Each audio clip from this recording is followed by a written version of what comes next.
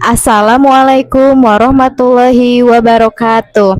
Yang terhormat Ibu Mai Mulyaningsih, SEMAK, CFA, selaku dosen pengampu mata kuliah Practice of Advanced Financial Accounting. Perkenalkan kami dari kelompok 3 yang akan mempresentasikan hasil diskusi kami yang berjudul Akuntansi Penjualan Cicilan. Sebelumnya, perkenalkan nama saya Triwulandari dengan NPM 033 dan rekan saya. Saya Nazma Mulina Fisa dengan NPM 117. Saya Nisa Sabila dengan NPM 164. Saya Isi Juniarti dengan NPM 096. Saya Molina Fojia dengan NPM 021. Saya Siti Farida Mutia dengan NPM 090. Saya Sania Sakib Alfikri dengan NPM 145. Baik, selanjutnya kita akan langsung masuk ke materi yang pertama yang akan dibacakan oleh Anissa. Baik, pada penjelasan pertama, materi pertama yaitu ada penjualan cicilan. Untuk menurut Alan R. Drebin, penjualan cicilan adalah penjualan barang yang pembayarannya dilakukan secara bertahap sesuai jumlah dan jangka panjang yang telah disepakati antara penjual dan pembeli. Artinya, pembeli tidak perlu langsung membayar seluruh harga barang pada saat transaksi dilakukan, tetapi dapat dilunaskan melalui beberapa kali pembayaran atau angsuran hingga seluruh kewajibannya selesai. Biasanya, dalam penjualan cicilan terdapat perjanjian mengenai besarnya uang muka, jumlah angsuran, jangka panjang waktu pembayaran, serta bunga apabila diberlakukan. Pada metode penjualan angsuran ini cukup berkembang pesat dan disukai di kalangan usahawan dan juga di kalangan pembeli. Dari sisi penjual, sistem ini dapat meningkatkan daya tarik produk sehingga jumlah penjualan bertambah, memperluas pangsa pasar, serta meningkatkan pendapatan dan laba perusahaan. Sedangkan dari sisi pembeli, sistem cicilan ini memberikan kemudahan karena mereka dapat memperoleh barang yang dibutuhkan belum memiliki dana yang cukup untuk membayar secara tunai. Beban pembayaran menjadi lebih ringan karena dibagi ke dalam beberapa periode sesuai kemampuan keuangan pembeli. Contohnya yang sering kita temui adalah kehidupan sehari-hari adalah pembelian sepeda motor, mobil, dan peralatan elektronik furnitur, bahkan smartphone yang pembayarannya dilakukan secara angsuran setiap bulan hingga lunas. Oleh karena itu, metode penjualan cicilan ini menjadi salah satu strategi yang banyak dilakukan perusahaan untuk meningkatkan penjualan sekaligus memberikan kemudahan pada konsumennya. Selanjutnya ada ketentuan penjualan cicilan, yaitu ada pembayaran uang muka dan pembayaran angsuran. Ketentuan pertama yaitu pembayaran uang muka atau down payment (DP). Untuk uang muka merupakan pembayaran awal yang dilakukan pembeli secara tunai pada saat transaksi. Biasanya uang muka ini dapat berupa persentase tertentu dari harga jual barang, misalkan 20% atau 30%, atau berupa nominal yang telah disepakati oleh penjual dan pembeli. Pembayaran uang muka ini bertujuan untuk menunjukkan komitmen pembeli sekaligus mengurangi sisa nilai yang harus dibayar melalui angsuran tersebut. Yang ketentuan kedua adalah pembayaran angsuran. Setelah uang muka dibayarkan, sisa harga barang akan dilunaskan melalui pembayaran secara berkala. Misalnya setiap bulan. Besaran angsuran biasanya tidak telah ditentukan sejak awal sesuai dengan perjanjian antara kedua belah pihak. Jumlah angsuran dapat dipengaruhi oleh lamanya jangka waktu pembayaran. Semakin panjang tenor atau jangka waktu cicilan, maka umumnya nilai angsuran per perharinya akan lebih kecil. Sebaliknya, jika jangka waktu lebih singkat, maka nilai angsurannya akan lebih besar. Sebagai contoh, jika seseorang membeli sepeda motor seharga 24 juta, dengan uang mukanya 4 juta, maka sisanya yaitu 20 juta. Akan dibayarkan melalui angsuran selama jangka waktu yang telah disepakati, misalkan 20 atau 36 bulan. Dengan adanya ketentuan mengenai uang muka dengan angsuran ini, penjualan cicilan menjadi lebih teratur, memberikan kepastian bagi penjual dan menerima pembayaran, sekaligus memudahkan pembeli untuk memperoleh barang tanpa membayar seluruh harga secara tunai di awal. Selanjutnya di sini ada slide 5 yaitu pengakuan laba kotor. Pada slide ini akan dijelaskan mengenai pengakuan laba kotor pada penjualan angsuran. Berbeda dengan penjualan tunai, pada penjualan angsuran, pembeli tidak langsung membayar lunas, tetapi membayar secara bertahap atau dicicil. Karena itulah perhitungan laba bersih menjadi lebih kompleks. Alasannya, beban yang berkaitan dengan penjualan tersebut tidak hanya muncul saat transaksi dilakukan, tetapi juga terus muncul selama masa angsuran berlangsung hingga cicilan selesai. Dalam akuntansi terdapat konsep matching cost against revenue, yaitu pendapatan harus dipertemukan dengan beban yang berkaitan pada periode yang sama. Pada penjualan angsuran, terjadi perusahaan sesudah dapat mengetahui nilai penjualan, harga pokok penjualan, dan beban pada periode tersebut. Namun karena proses penagihan berlangsung dalam beberapa periode, akan muncul beban tambahan pada periode berikutnya, seperti biaya penagihan, biaya administrasi, biaya perbaikan, dan biaya kepemilikan kembali kepada barang harus ditarik kembali. Jadi, inti pada slide ini adalah pengakuan laba pada penjualan angsuran tidak sederhana penjualan. Biasanya karena masih ada beban yang akan muncul selama masa cicilan. Selanjutnya, slide 6 itu ada metode penerapan laba kotor pada penjualan cicilan. Pada slide ini dijelaskan mengenai metode penerapan laba kotor pada penjualan cicilan. Secara umum terdapat dua pendekatan, tetapi pada slide ini kita membahas pendekatan pertama, yaitu pengakuan laba kotor pada saat terjadinya penjualan angsuran. Artinya, laba langsung diakui ketika transaksi penjualan dilakukan, meskipun pelanggan belum melunasi seluruh cicilannya. Perusahaan tetap mencatat piutang karena pembayaran akan diterima secara bertahap. Karena laba sudah diakui di awal, maka semua biaya yang berkaitan juga harus diakui pada periode yang sama. Misalnya biaya penagihan, resiko piutang yang tidak tertagih, dan kemungkinan pembatalan kontrak. Dan oleh karena itu, perusahaan membentuk cadangan kerugian piutang sebagai antisipasi jika ada pelanggan yang tidak mampu melunasi cicilannya.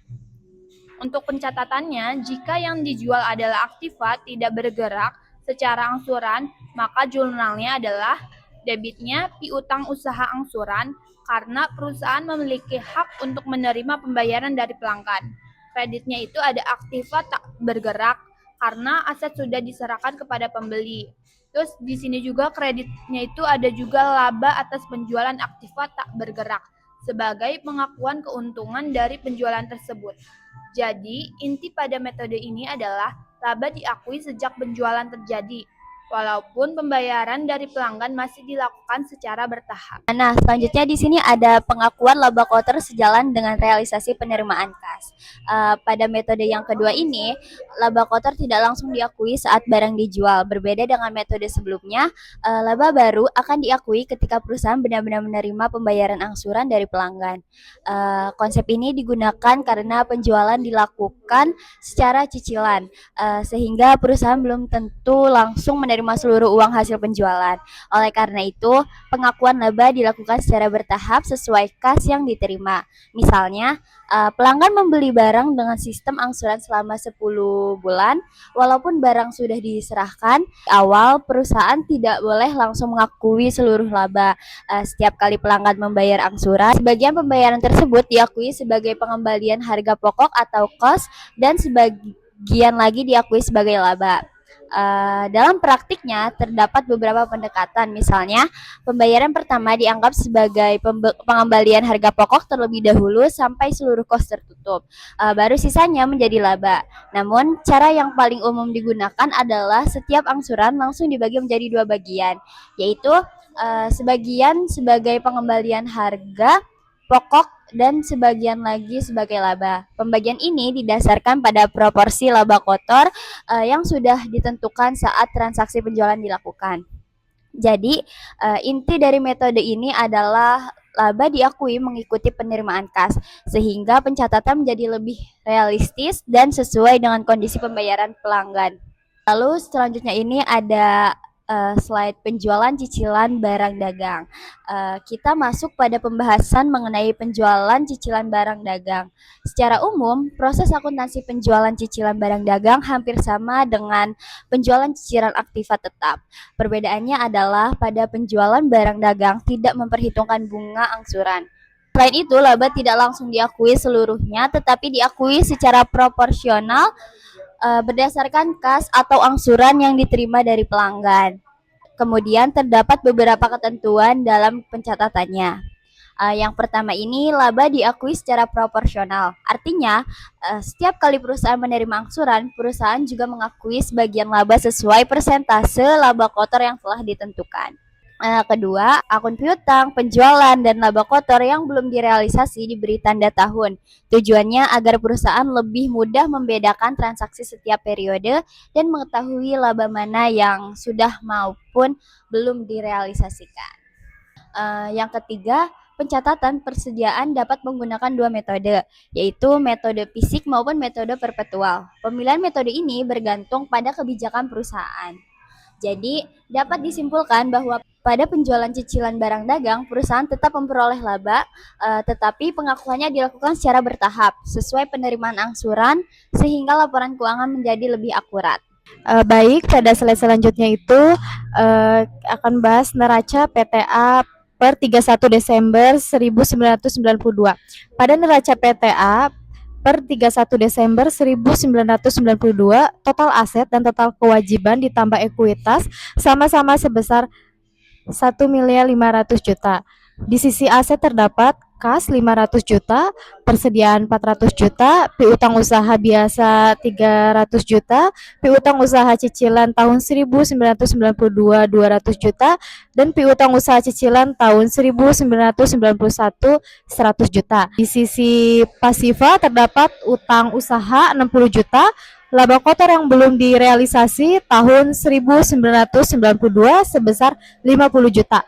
Pada tahun 1991 sebesar 40 juta, modal saham 500 juta, dan laba ditahan 850 juta. Jadi persentase pada kotor penjualan cicilan adalah 25% untuk tahun 1992 dan 40% untuk tahun 1991. Jadi persentase ini tuh digunakan untuk menghitung laba yang diakui ketika angsurannya diterima. Baik, selanjutnya itu ada slide selanjutnya, transaksi tahun 1993. Yang pertama itu pembelian barang dagang. Jadi perusahaan membeli barang dagang secara kredit sebesar 300 juta, akibatnya persediaan ditambah 300 juta dan utang usaha juga ditambah 300 juta. Ada penjualan terdiri dari penjualan tunai sebesar 400 juta, penjualan kredit biasa sebesar 300 juta, dan penjualan cicilan tahun 1993 sebesar 200 juta. Jadi total penjualannya perusahaannya itu adalah 900 juta. Selanjutnya itu penerimaan piutang. Perusahaan penerimaan pembayaran piutang sebesar 550 juta yang terdiri dari piutang usaha biasa 280 juta, piutang cicilan tahun 1993 sebesar 80 juta. Pada tahun 1992 100 juta dan tahun 1991 sebesar 90 juta. Selanjutnya itu ada pembayaran utang. Perusahaan membayar utang usahanya sebesar 450 juta. Sebelum dibayar, terdapat potongan pembelian 30 juta, sehingga kas yang dikeluarkan menjadi 420 juta. Selanjutnya, jurnal penyesuaiannya itu, karena HPP penjualan cicilan sebesar 50%, maka HPP cicilan yang dicatat adalah 100 juta.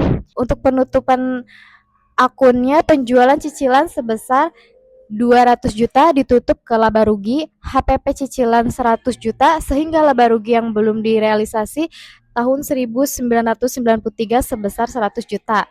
Selanjutnya pengakuan laba kotor. Laba kotor yang sudah direalisasi dihitung dari pembayaran angsuran, yaitu pada tahun 1993 sama dengan 50% dikali 100 juta sama dengan 50 juta. Yang kedua, tahun 1992 sama dengan 25% dikali 100 juta sama dengan 25 juta. Lalu ada tahun 1991, 40% dikali 70 juta sama dengan 28 juta. Jadi total laba kotor yang direalisasi pada tahun 1993 adalah 103 juta. Akhirnya, laba tersebut sudah boleh diakui karena perusahaan sudah menerima pembayaran angsurannya. Jadi pada metode penjualan cicilan ini laba tidak langsung diakui seluruh saat penjualan terjadi, tetapi diakui secara terhadap sesuai angsuran yang diterima. Jadi tujuannya agar laporan keuangan mencerminkan kondisi yang sebenarnya. Slide ini kami akan membahas tahapan akhir dalam proses penyusunan laporan keuangan, yaitu membuat jurnal penutup. Tujuan jurnal penutup ini adalah untuk menutup akun-akun sementara agar saldo pada periode berikutnya kembali menjadi nol.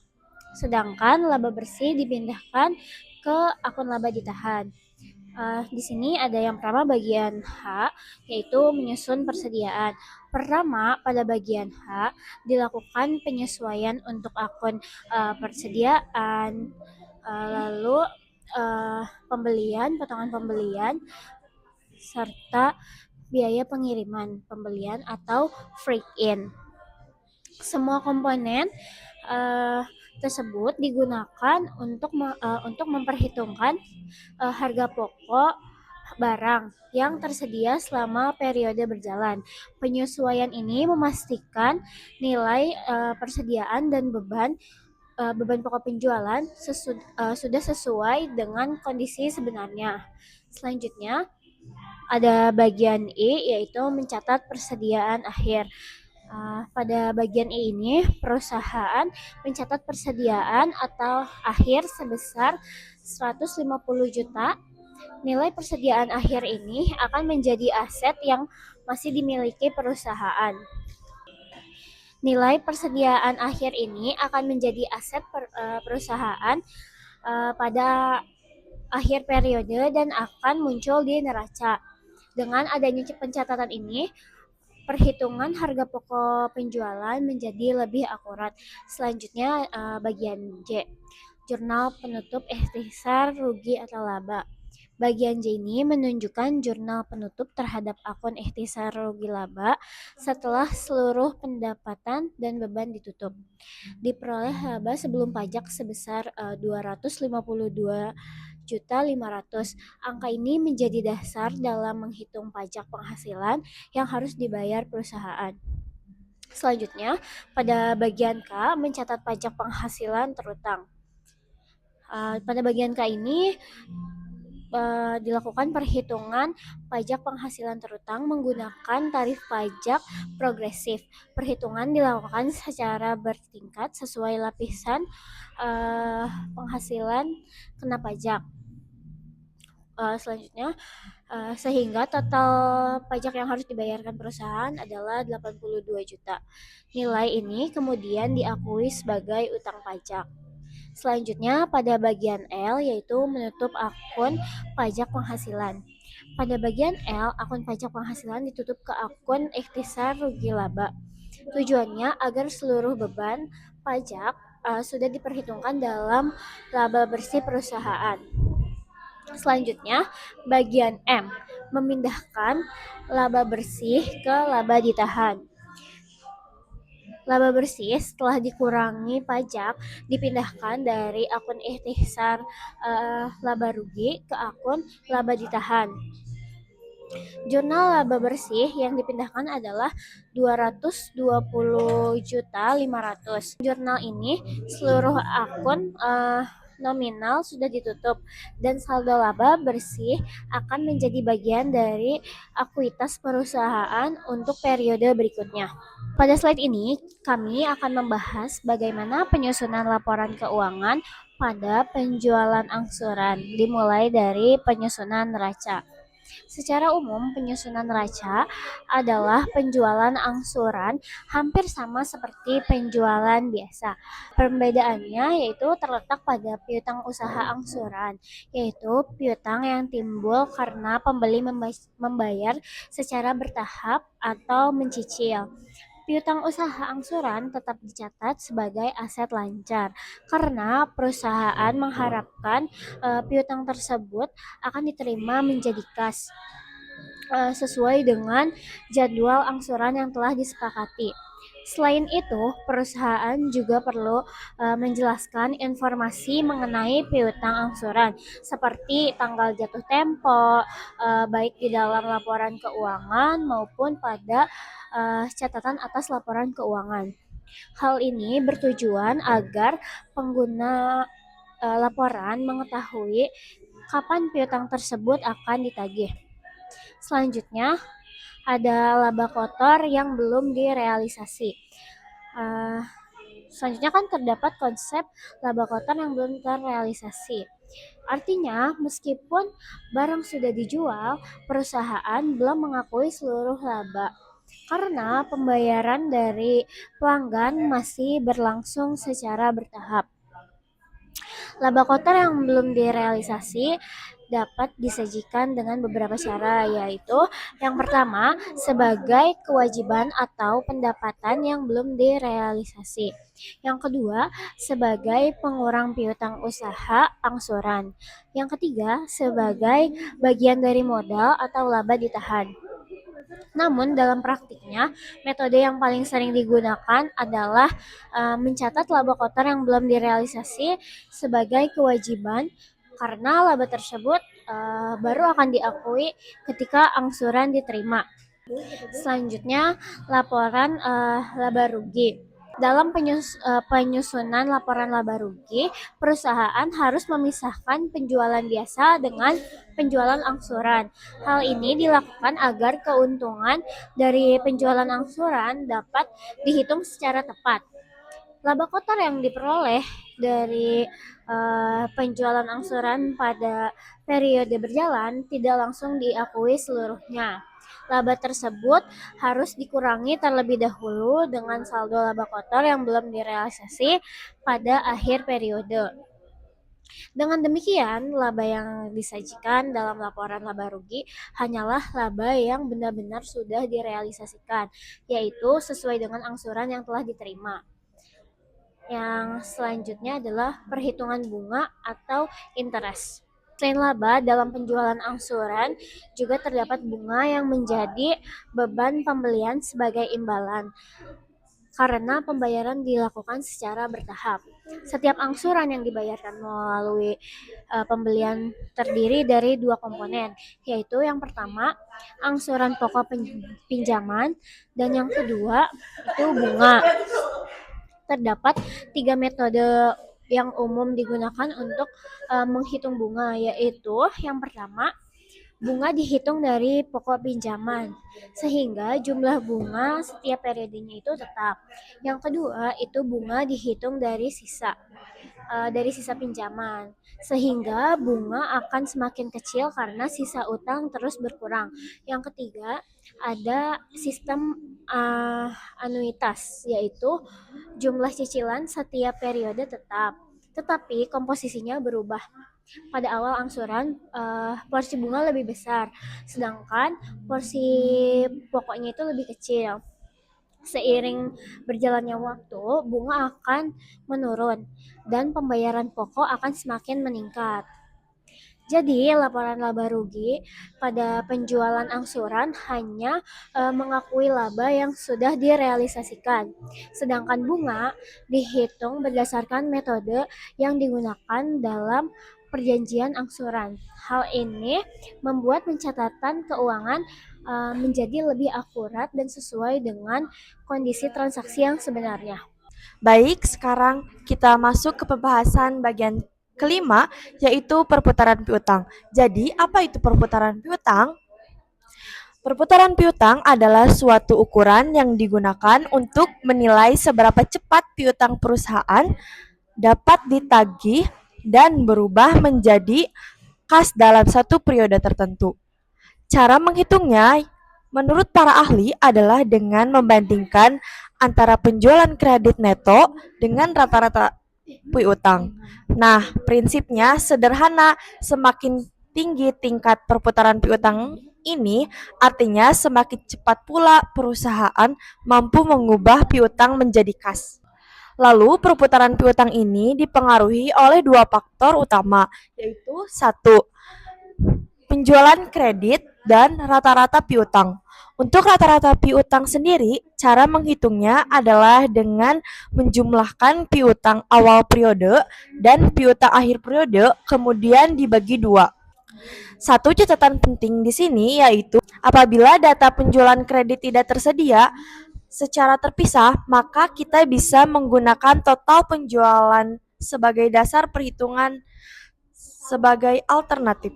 Nah, dari penjelasan tadi, sekarang kita rumuskan secara matematis. Pertama, rumus rata-rata piutang. Rata-rata piutang sama dengan penjualan kredit neto dibagi rata-rata piutang. Jadi, intinya kita membagikan seberapa besar penjualan secara kredit dengan rata-rata piutang yang dimiliki perusahaan selama periode tersebut. Nah, yang perlu digarisbawahi dari rumus ini adalah interpretasinya. Semakin tinggi angka perputaran piutang, maka semakin banyak piutang yang berhasil ditagih oleh perusahaan. Ini artinya resiko piutang tak tertagih menjadi semakin kecil dan arus kas perusahaan pun menjadi lebih lancar. Sebaliknya, kalau perputaran piutang rendah, itu tandanya perusahaan butuh waktu lebih lama untuk menagih piutangnya, yang bisa berdampak pada likuiditas perusahaan. Jadi, bisa disimpulkan perputaran piutang itu menjadi salah satu indikator penting untuk menilai efisiensi perusahaan dalam mengelola piutangnya. Selanjutnya, pembatalan dan pemilikan kembali. Nah, apabila pihak pembeli tidak dapat menyelesaikan kewajiban atas saldo piutang cicilannya sesuai dengan kontrak, nah pihak penjual berhak untuk menarik ke dagang yang telah dijual dari si pembeli tersebut. Nah, jika terjadi hal demikian, nah ada beberapa tindakan seperti menilai barang-barang yang telah ditarik kembali dengan nilai wajar. Nah, itu tuh barang yang ditarik kembali harus dinilai berdasarkan nilai wajarnya, berdasarkan harga pasar, bukan berdasarkan harga jual awal atau sisa cicilan. Nah, nilai ini akan menjadi nilai aset yang dicatat kembali oleh penjual. Nah, yang kedua ada tindakan mencatat kepemilikan kembali. Setelah barang ditarik, kepemilikan barang kembali menjadi milik penjual. Nah, oleh karena itu barang tersebut dicatat kembali sebagai aset, misalnya persediaan atau aset yang dimiliki kembali. Nah, yang ketiga ada tindakan menghapus saldo perkiraan piutang usaha angsuran. Oke, nah karena transaksi penjualan angsuran tidak lagi berlanjut, sisa piutang yang masih harus dibayar oleh pembeli dihapus dari pembukuan. Nah, yang selanjutnya tindakan menghapus saldo perkiraan laba kotor yang ditangguhkan. Nah, dalam penjualan angsuran, laba kotor diakui secara bertahap sesuai cicilan yang diterima. Nah, jika barang ditarik kembali, laba yang belum diakui, laba kotor yang ditangguhkan, itu harus dihapus karena penjualan tidak selesai. Nah, yang terakhir ada tindakan mencatat rugi dari kepemilikan kembali. Nah, setelah membandingkan nilai wajar barang yang ditarik dengan saldo piutang dan laba kotor yang ditangguhkan, nah perusahaan itu menghitung apakah mengalami kerugian.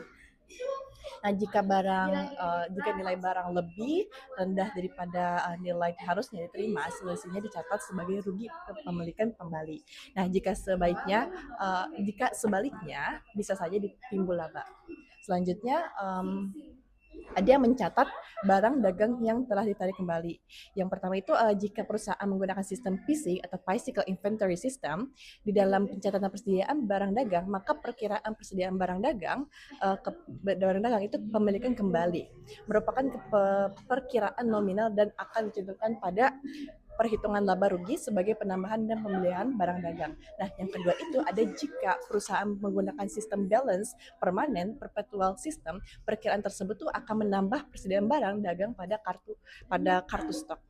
Baik, yang terakhir yaitu kesimpulan dari materi ini. Berdasarkan pembahasan yang telah dipaparkan, dapat disimpulkan bahwa penjualan cicilan adalah sistem penjualan di mana pembayaran dilakukan secara bertahap sesuai dengan jangka waktu dan ketentuan yang telah disepakati antara penjual dan pembeli. Sistem ini memberikan manfaat bagi kedua belah pihak karena membantu meningkatkan penjualan perusahaan sekaligus memberikan kemudahan bagi pembeli dan dalam memperoleh barang tanpa harus membayar secara tunai. Dalam penerapannya, penjualan cicilan memiliki ketentuan berupa pembayaran uang muka dan pembayaran angsuran. Dari sisi akuntansi, transaksi penjualan cicilan memerlukan perlakuan khusus karena menerima kas terjadi dalam beberapa periode. Oleh sebab itu, pengakuan laba harus dilakukan dengan metode yang sesuai agar pendapatan dan beban dapat dicatat secara wajar berdasarkan prinsip matching atau pencocokan antara pendapatan dan laba itu sendiri. Selain itu, perusahaan harus melakukan pencatatan transaksi secara tepat, menyusun laporan keuangan yang benar, menghitung bunga angsuran sesuai metode yang digunakan, serta mengelola piutang melalui pengukuran perputaran piutang agar arus kas tetap lancar. Perusahaan juga perlu mengantisipasi resiko pembatalan kontrak atau penarikan kembali barang atau apabila pembeli tidak dapat memenuhi kewajibannya. Dengan demikian, akuntansi penjualan cicilan tidak hanya berfokus pada pencatatan transaksi penjualan, tetapi juga pada pengukuran laba, pengolahan piutang, penyusunan laporan keuangan, dan pengendalian risiko. Penerapan akuntansi penjualan cicilan yang tepat akan menghasilkan laporan keuangan yang andal, mendukung pengambilan keputusan manajemen, serta menjaga keberlangsungan dan kinerja keuangan perusahaan itu sendiri. Sekian presentasi dari kelompok kami, kurang lebihnya mohon maaf. Wassalamualaikum warahmatullahi wabarakatuh.